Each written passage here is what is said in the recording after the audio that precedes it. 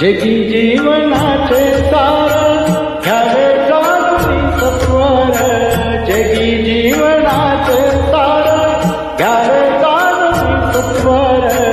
देश ज्याचे कर्म तैसे फळ देतो ईश्वर, देश ज्याचे कर्म तैसे फळ देतो ईश्वर, देश ज्याचे कर्म तैसे फळ देतो ईश्वर.